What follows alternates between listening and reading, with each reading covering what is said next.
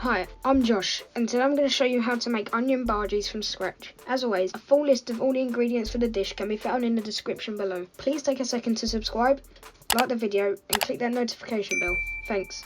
To begin, rinse 1 tablespoon of split red lentils until clear and start heating a deep fat fryer or a pan at 170 Celsius. Start by slicing 4 medium-sized onions in half. Remove the skins and then slice again into strips about 5 millimeters wide and place them in a bowl. Add 2 sliced green chilies, the split red lentils,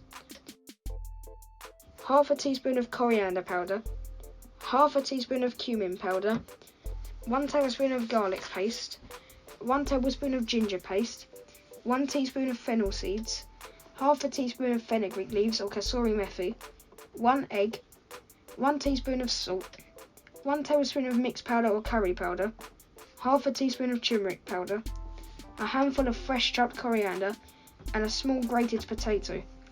Mix thoroughly and allow to sit for no longer than 5 minutes to allow the salt and spices to start extracting some moisture from the onions.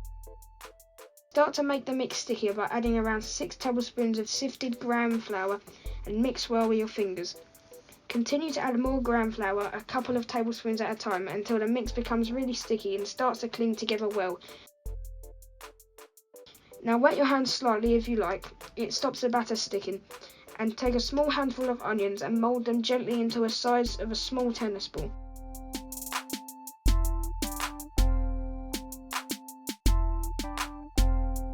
Don't press too hard as the middle will be unable to cook fully, and gently lower each bhaji into the oil. Allow to cook, stirring carefully for around 8 minutes until golden and crispy.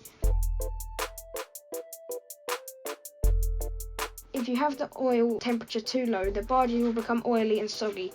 Too high and you risk fully cooking the outside before the middle is ready, so make sure you keep an eye on it. I try to keep the bhajies in the order that I placed them in the fryer. That way I can always make sure that I get the same amount of cooking time.